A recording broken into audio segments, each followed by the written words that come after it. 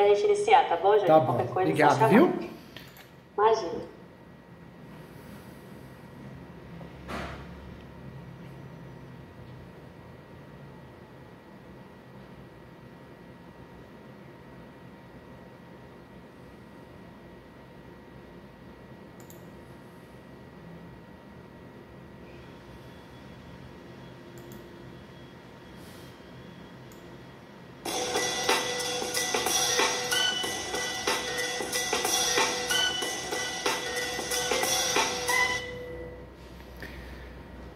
Vamos lá, vamos começar mais uma aula e hoje nós vamos falar sobre posse e propriedade, um assunto muito importante, um assunto que merece atenção. Quando nós falamos de posse e propriedade, muitas vezes a gente acaba julgando, a posse não vale nada, e não é bem assim. Nós temos muitas informações que precisamos conversar aqui, de fato, faz toda a diferença. Vamos juntos estudar esse assunto para que possamos ter conhecimento e ajudar sim os nossos clientes, pensando até em investimento, tá bom? Vamos lá. O que eu quero trazer para você? Nessa aula, eu quero falar sobre as transações imobiliárias. A busca agora, nesse momento, desse curso. Nesse curso, eu quero falar sobre investimentos. Nesse curso, eu quero falar sobre investimentos em imóveis irregulares. Quando nós falamos imóveis irregulares e leilões, talvez a gente entenda que leilão é inseguro, é perigoso, imóvel irregular é perigoso e talvez a alternativa, a oportunidade está aí.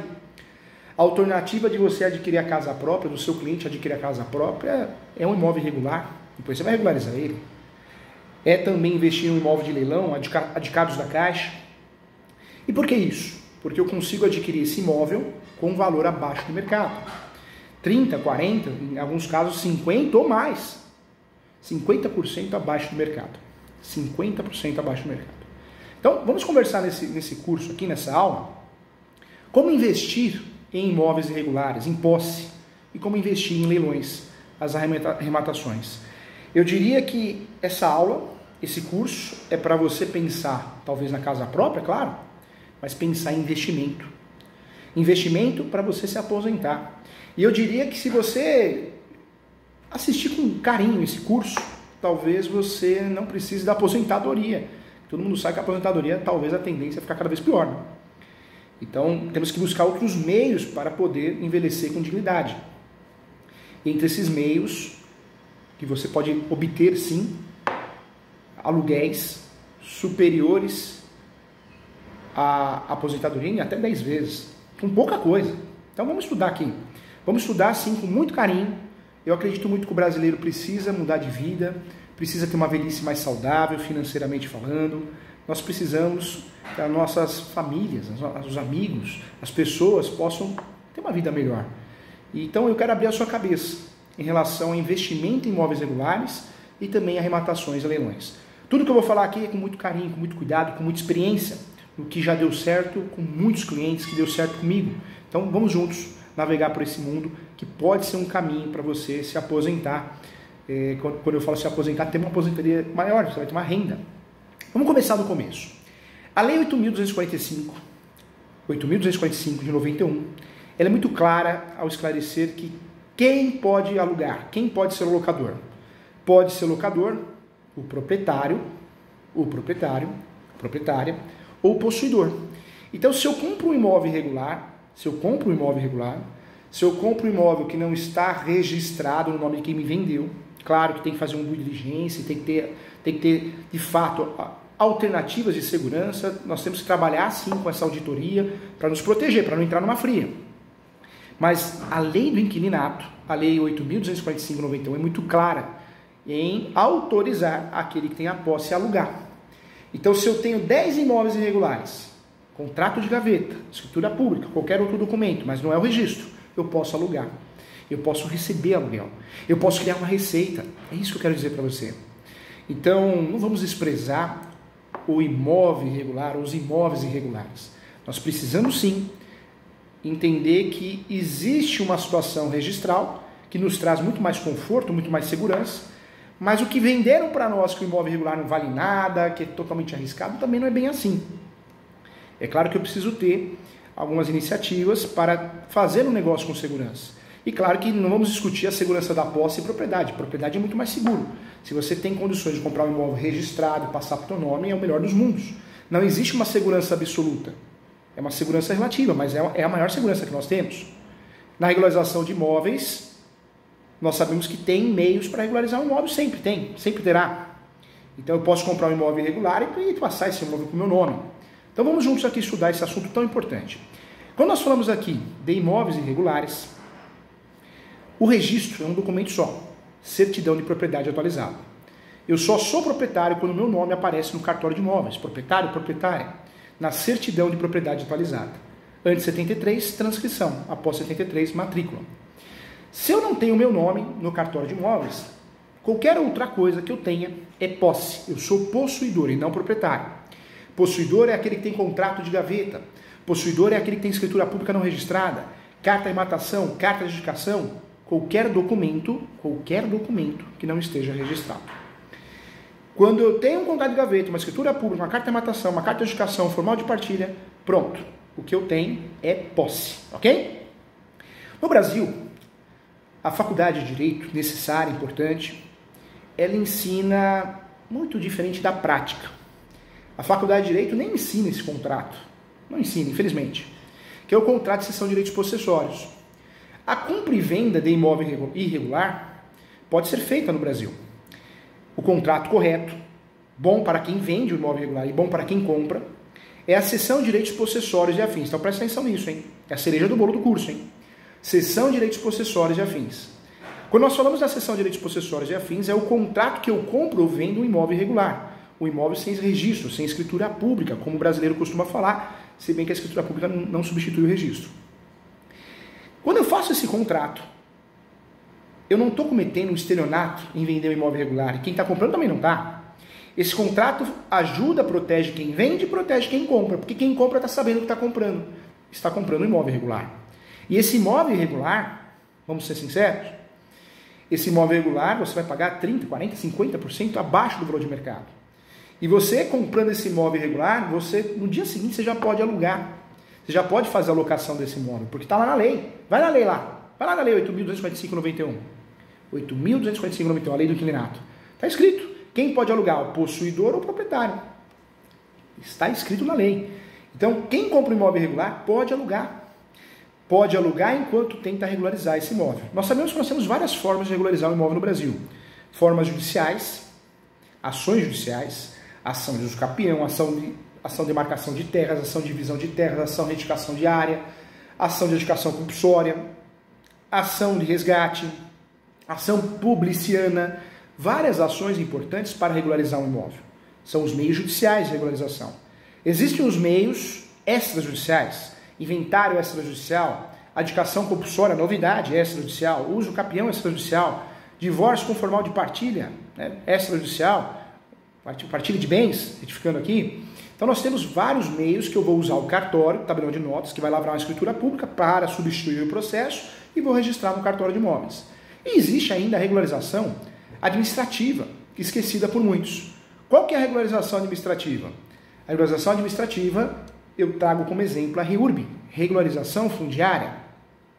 A REURB, regularização fundiária, é a regularização administrativa. Eu faço um requerimento à Comissão de Regularização Fundiária e a Comissão de Regularização Fundiária vai pedir documentos, solicitar documentos e eu consigo, com isso, fazer o devido registro da propriedade. Quando a comissão de fato existe, expede uma certidão de regularização fundiária e eu consigo fazer o registro dessa certidão chamada certidão de regularização fundiária. Cuidado, tá bom? Nós temos vários meios para regularizar um imóvel, judiciais, extrajudiciais e administrativos. A compra e venda de um imóvel irregular se dá através de um contrato que chama atenção, hein? Cessão de direitos possessórios e afins. Posso chamar de cessão de posse? Posso. Instrumento particular de cessão de direitos possessórios? Posso. É importante classificar instrumento particular, contrato de gaveta, instrumento público, escritura pública. Cessão de direitos possessórios eu posso fazer por escritura pública, mas eu não sou obrigado.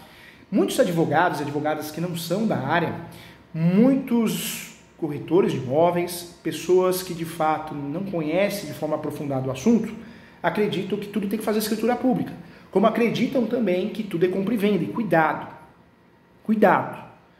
Direito imobiliário, diferente do direito civil, Direito imobiliário é um segmento do direito civil.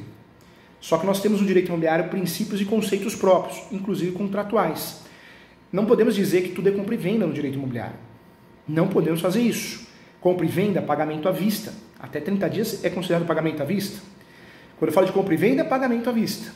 Compromisso, estou comprando imóvel na planta. Não, na verdade, o imóvel na planta é promessa, o correto. Compromisso, estou comprando um imóvel já construído, pronto, mas existe uma obrigação de fazer, ou do vendedor em fazer alguma coisa, alguma benfeitoria, ou do comprador em fazer o pagamento. Compromisso, já existe, mas alguém tem obrigação com alguém. Na promessa, o imóvel não existe, uma expectativa de direito. Todos esses contratos que nós falamos aqui devem ser feitos, segundo o artigo 108 do Código Civil, por escritura pública. Porque toda transação imobiliária acima de 30 salários mínimos deve ser feita por escritura pública, senão vai impactar na invalidade do negócio, na nulidade do negócio. Então, muita atenção em relação a isso. Vamos lá. Quando nós falamos aqui de contrato de compra e venda de posse, imóvel irregular, seja comercial, residencial, seja urbano, seja rural, o contrato correto, presta atenção, quem é corretor, quem é corretora, quem é advogado não pode errar. O que tem de advogado fazendo, corretor fazendo contrato errado, gerando prejuízo ao seu cliente por falta de conhecimento. Cuidado, muita atenção no que eu vou falar. Comprou, vendeu imóvel irregular, cessão de direitos possessórios e afins. Cessão de direitos possessórios e afins.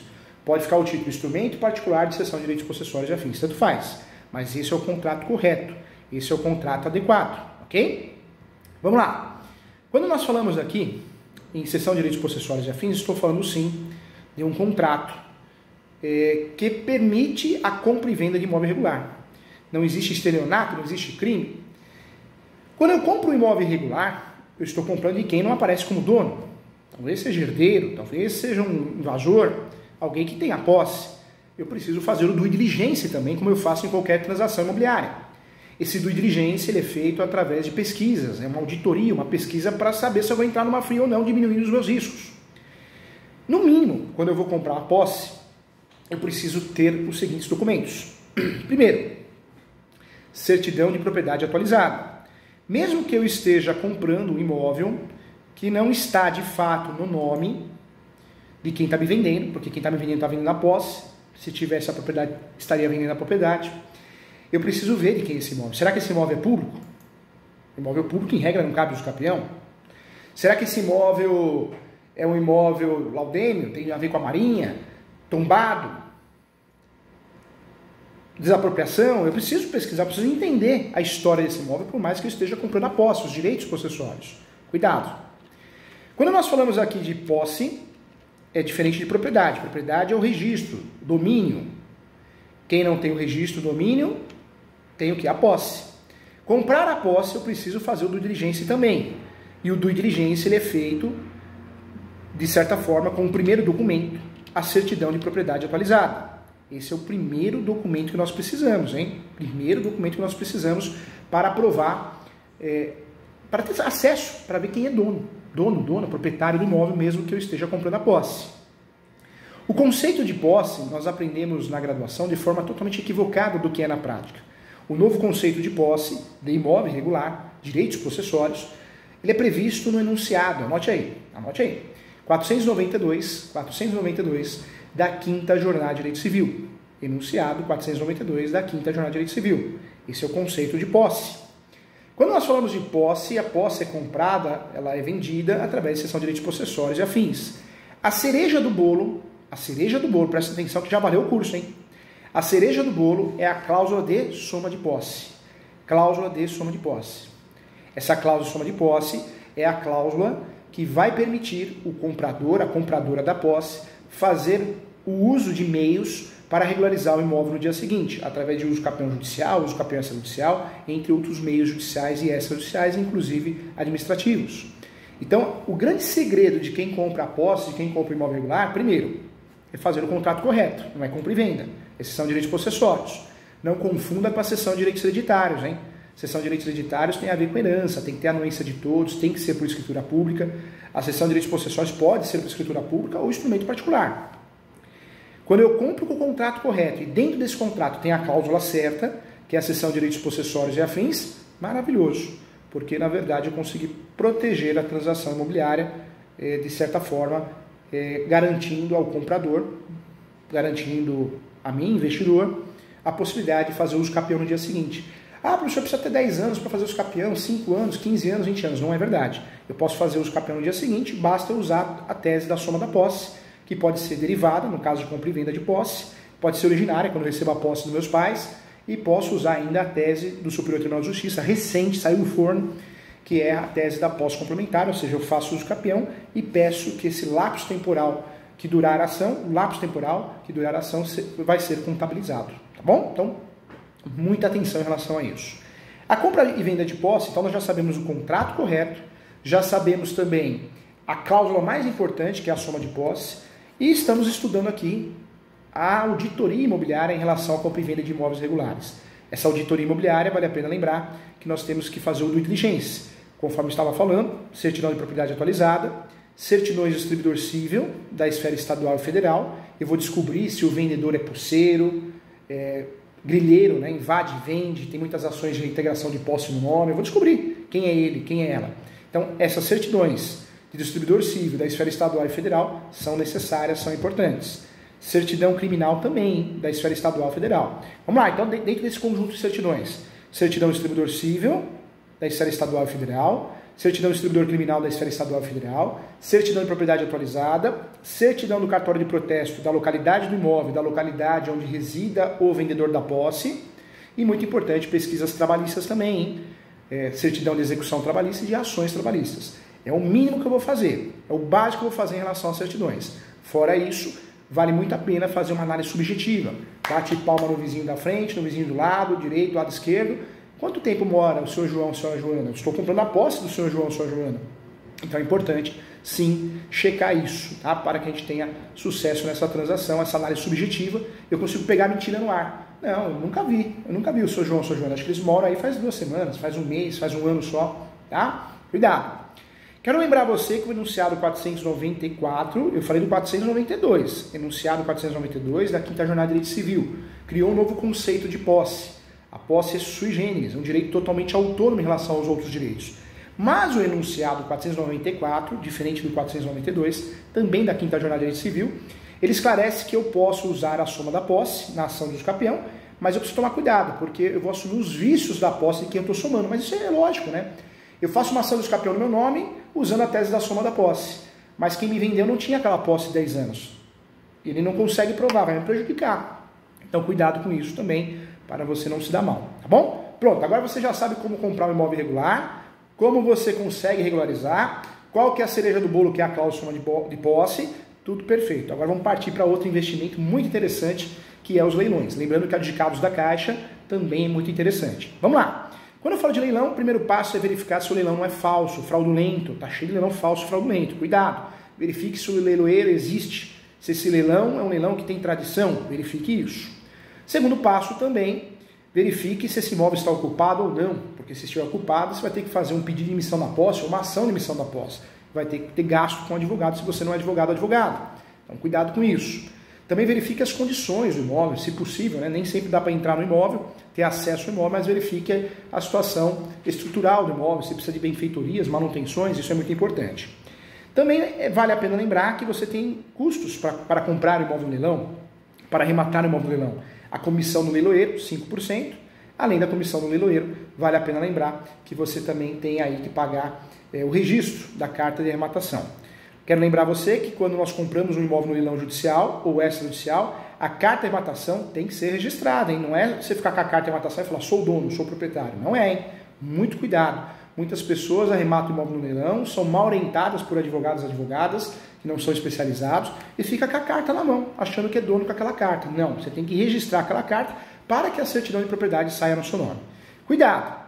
Quando você for comprar um imóvel no leilão, arrematar um imóvel no leilão, tem leilão judicial e extrajudicial. Extrajudicial porque é alienação fiduciária. Foi parar no leilão porque do banco o imóvel e o mutuário não pagou. Ou o próprio proprietário colocou no leilão para vender como se fosse uma imobiliária. Tem muito isso também. Leilão judicial porque o imóvel vai a leilão em virtude de uma ação judicial. Uma ação de execução, uma ação de cobrança, uma ação monitória ou uma reclamação trabalhista. Ok? Então tem que saber. Existem leilões presenciais, existem leilões online, que está na moda, virtual, e leilões mistos ou híbridos, que é as duas coisas. Eu posso parcelar no leilão, só que eu preciso fazer um cadastro e lançar essa informação, que eu quero arrematar de forma parcelada, porque quem arremata à vista tem preferência. Então fique atento também. Hoje existe até a possibilidade também, em alguns casos, alguns leilões, você utilizar o FGTS também para fazer a arrematação. Então tem que verificar se aquele leilão aceita ou não. Também é importante verificar. Eu preciso tomar cuidado em relação ao preço vil. Quando eu vou arrematar um imóvel, é muito importante eu analisar se o valor não é inferior ao valor do mercado, 50% abaixo do mercado. Porque se for, não adianta eu arrematar falando, eu ganhei na loteria, porque depois a parte contrária poderá fazer uma ação de nulidade ou anulatória, gerando a nulidade desse leilão. Então, eu tenho que comprar com um valor abaixo do valor do mercado, tenho que arrematar com um valor abaixo do valor do mercado, mas também não pode, na avaliação do imóvel, ficar caracterizado uma avaliação inferior a 50% do valor do mercado, tá? Cuidado também com a defasagem. Se no processo judicial que gerou a asta pública, o leilão, a avaliação é muito antiga, ou no leilão judicial ou no extrajudicial você perceba que é mais de um ano a avaliação, cuidado, pode ser uma fria também. Por quê? Porque a defasagem na avaliação gera também a nulidade do leilão. A nulidade vai ter que ser pedida pela parte. Mais um ponto, bem de família. É importante analisar se existe um registro na matrícula ou não do bem de família. Por isso, no site do leilão, eu tenho que entrar, ler o edital com calma, com atenção. Além de entrar no site do leilão e ler com calma e atenção, eu preciso também, o edital é a lei, né? É as regras do jogo, eu preciso analisar a matrícula também.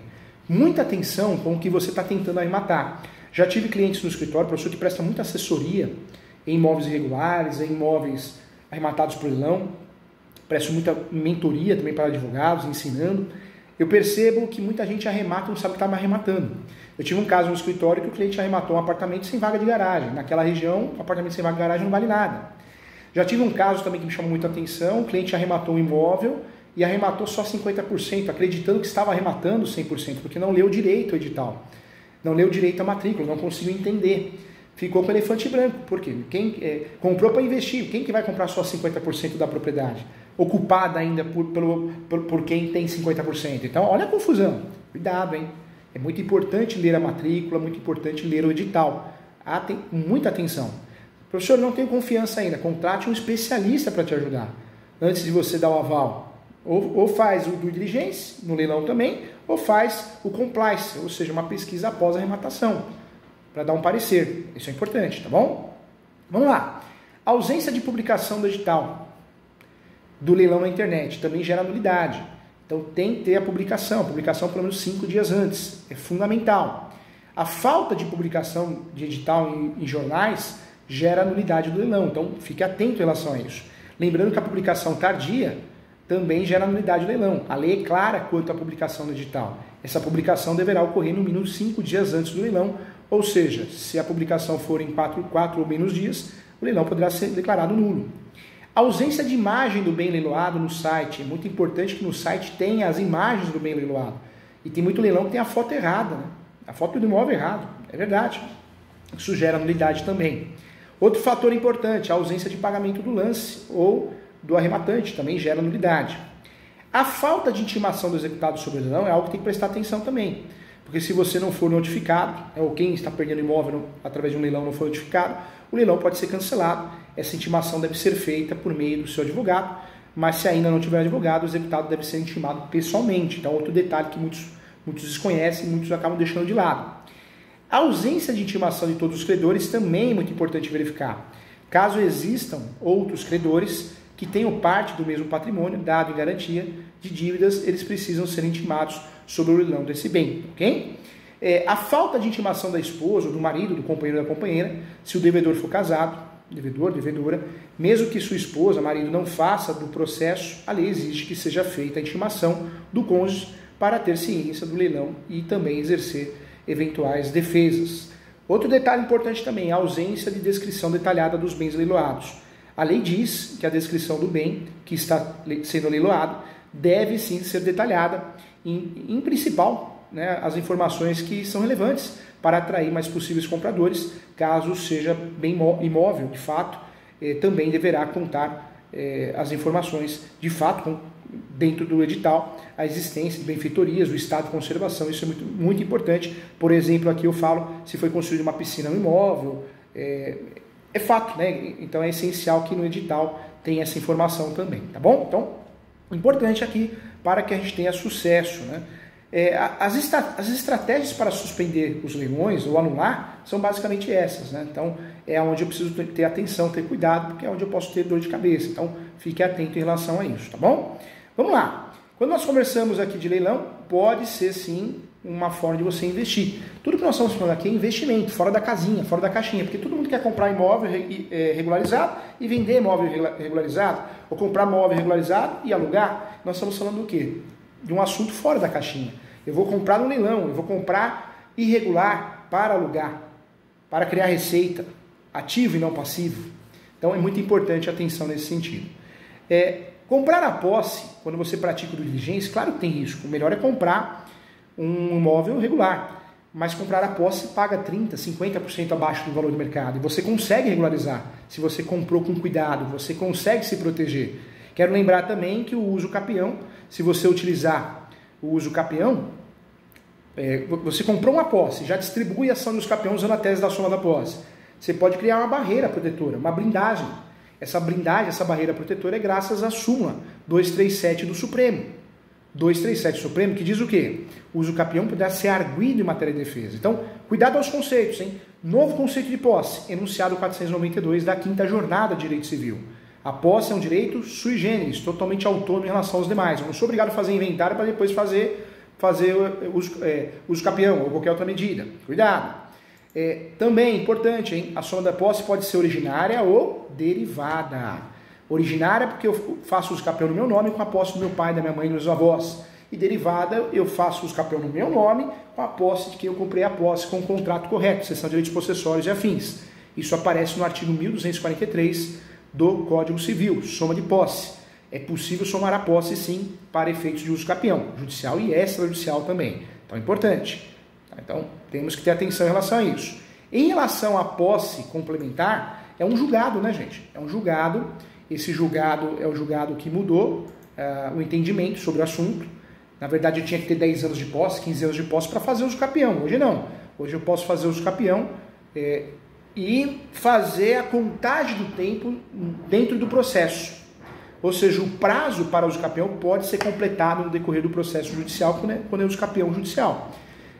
Isso gera economia processual segundo o Superior Tribunal de Justiça. Isso é previsto no RESP, anote aí, 13.61.226. 13.61.226. É uma realidade, não adianta a gente fechar os olhos em relação a isso. É uma realidade. Tá? Então, importante falar sobre isso. Outro detalhe também, o Superior Tribunal de Justiça decidiu sobre a possibilidade de fazer uso capião de imóvel de herança. O recurso especial que foi decidido é o 16.31.859, então existe a possibilidade. Para pensar em uso capião, eu preciso pensar no quê? Posse, manso pacífico e ânimos domini. No caso do uso capião de herdeiro, eu preciso pensar também, e isso é muito importante, eu preciso lembrar da posse exclusiva e da gestão exclusiva do imóvel, tá bom? Então, interessantíssimo isso, hein? Quero lembrar a você que nós temos então 3 meios para regularizar o imóvel: judicial, extrajudicial e administrativo. Quero lembrar a você que existe o contrato correto para comprar e vender posse, comprar e vender imóvel irregular. Não é compra e venda. O advogado que fez compra e venda para você, ou você, advogado que está nos assistindo e faz compra e venda para você mesmo, para o cliente, você errou, hein? Erro grave, você prejudicou o seu cliente. Porque a grande cereja do bolo, o grande segredo do negócio é comprar e vender com o contrato certo e ter uma cláusula de soma de posse. É onde você vai ajudar quem está comprando a regularizar com mais facilidade, sem depender do vendedor de certa forma, tá bom? Então, importante. Legal, esse curso aqui é para abrir a sua cabeça em relação à compra e venda de imóveis regulares no Brasil, é para abrir sua cabeça em relação também a imóveis adicados da Caixa, imóveis arrematados no leilão, porque o brasileiro ele tem que ter sim condições de ter uma aposentadoria melhor e pode ser a sua oportunidade de ter uma aposentadoria 10 vezes maior do que você poderia ter. Então, pense em investir em imóveis irregulares, regulariza, você pode alugar de imediato, em leilão, aí não precisa de muito dinheiro não, tá bom? Então fica a dica aqui. Quero mandar um abraço a todos os alunos que estão assistindo, muito obrigado, ao Robson, todos, né? O Só Besteira, também é o nome do canal dele aqui, e o Leandro Carvalho. Bom dia a todos, muita paz, amor, saúde na sua vida, e estuda que a vida muda, tá, gente? Vamos estudar. Humildade sempre e fazer o bem. Procure ajudar uma pessoa por dia, da forma que você pode. Coloca na sua lista, tá bom? Vamos fazer o bem, gente. Esse mundo tem jeito sim, dá para consertar. Tem muita gente ruim? Tem, mas tem muita gente boa, e o bem sempre vence. Muito obrigado, estou à disposição. Você que precisa de mentorias, quer marcar uma mentoria com o professor Júlio para corrigir peças, inicial, contestação, recurso. Você que quer uma consulta comigo, estou à disposição para ajudar sim, com muito carinho. Você quer fazer minha pós? Entre lá no site www.portaleso.com.br. Pós em Direito Imobiliário, tem a pós Direito Civil, tem a pós de regularização de imóveis agora, vai ter a pós Direito Condominial, então eu convido a você participar, tá bom? O Elvis também, Dr. Elvis mandando um abraço, o Juan também. Um bom dia a todos, tá bom? Que seja um dia abençoado. Muito obrigado a todos, continue acompanhando nossas aulas, vem fazer minha pós e quem tiver a oportunidade, leia meus livros, Direito Imobiliário de AZ, Uso Capião, Advogado Imobiliário de Sucesso, Contratos, um livro fantástico também, entre outros. Você digitando na internet, no Google, livros do professor Júlio, você acha vários livros aí, tá bom? Com muito carinho. Muito obrigado a todos, Carlinhos também que está aqui, um ótimo dia para você e um conteúdo maravilhoso, hein? Pode ser a sua saída, hein? Pensa nisso, a sua saída e a saída da sua família. A intenção é ajudar você. É um curso para abrir sua cabeça. Tenho certeza que esse curso já valeu só porque eu consegui colocar uma sementinha na sua cabeça, tá bom? Um abraço.